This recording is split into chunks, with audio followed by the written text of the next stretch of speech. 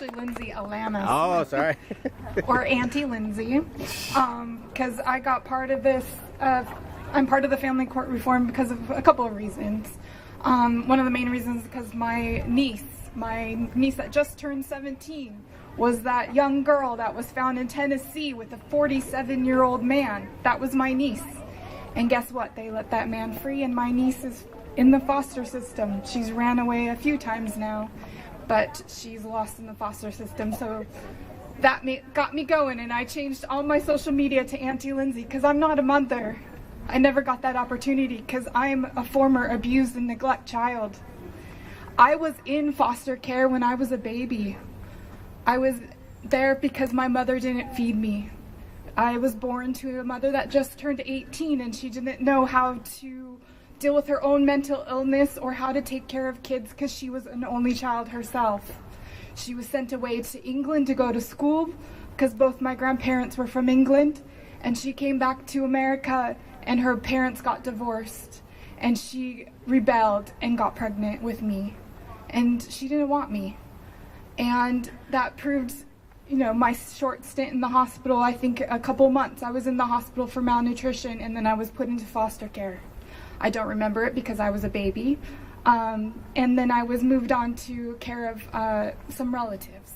But my mother told me she wanted me to be adopted, and she wanted my grandfather to adopt me, but he never did because he wanted her to learn her lesson, and that was her child.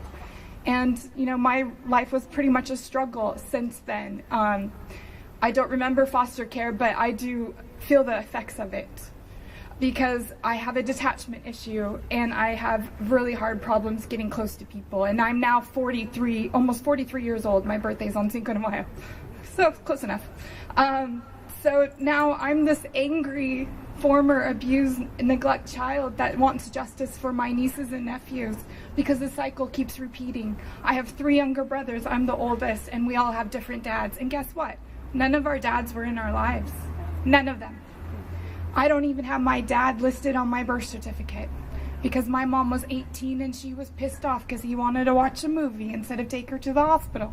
So guess what? I don't have a father on my birth certificate, but I know who he was.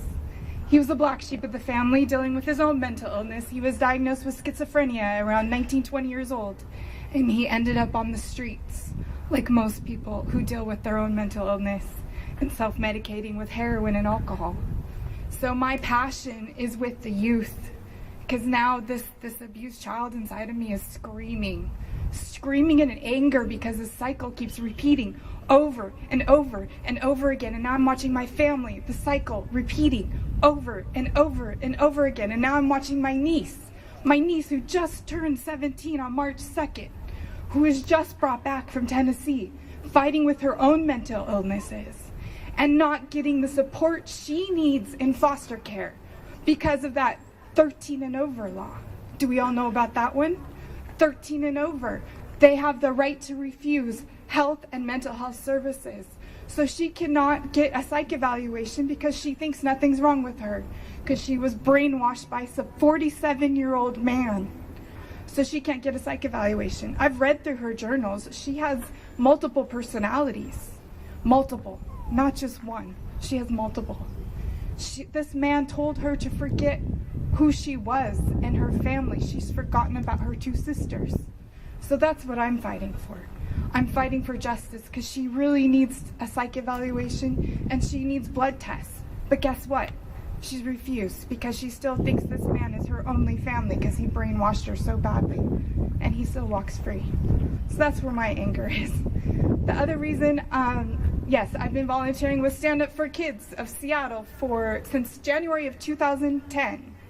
I've been out on the street pretty much every single week working with the homeless and at-risk youth because there's so many here.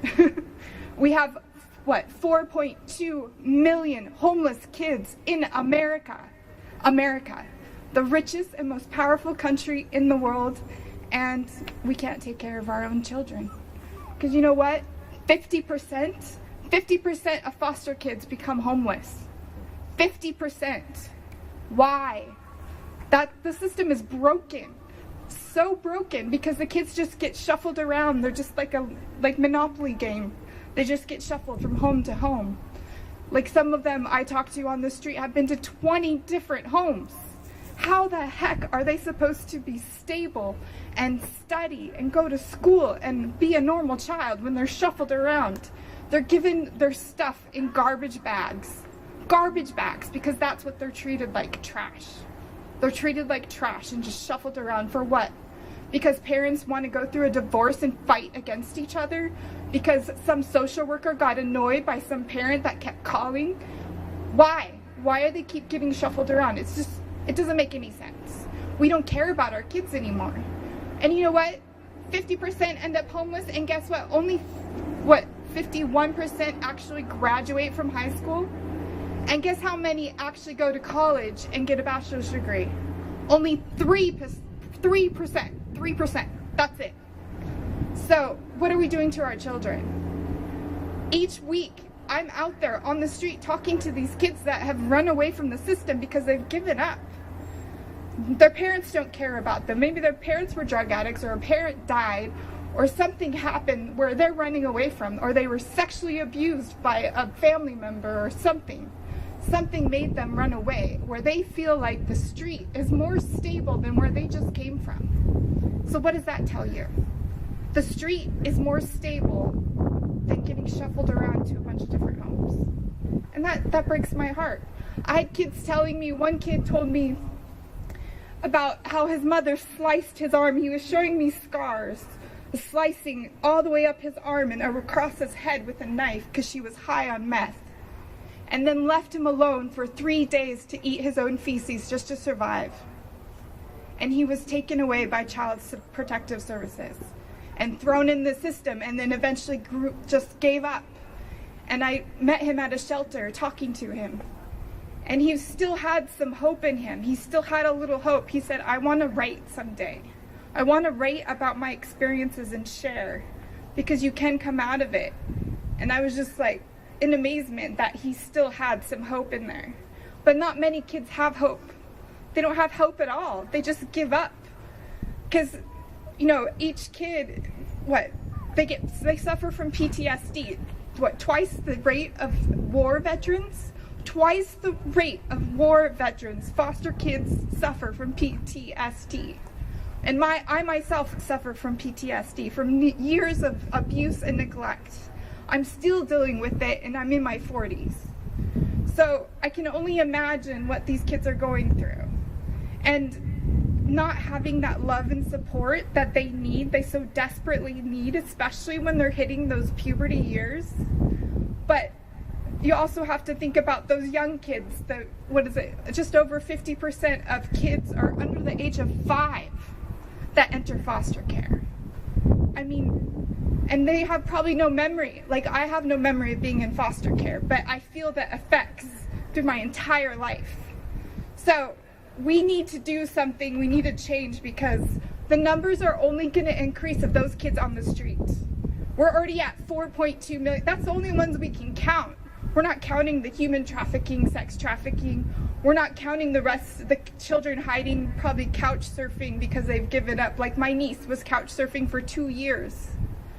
You know, we're not counting those. So it's probably close to like 5, 6, 7 million. Who knows? And another couple years, what are we going to get at? 16 million homeless kids on the street? When is it going to stop? We need to stop thinking about our pockets, the money in our pockets. We need to remember humanity and what we're here for. We're here to grow and learn and, you know, support each other, especially our kids, because our kids are our future. But all we care about is the here and now and how much it's going to cost. That's all we care about. We need to stop that. It's time to think about the children. I think I said enough.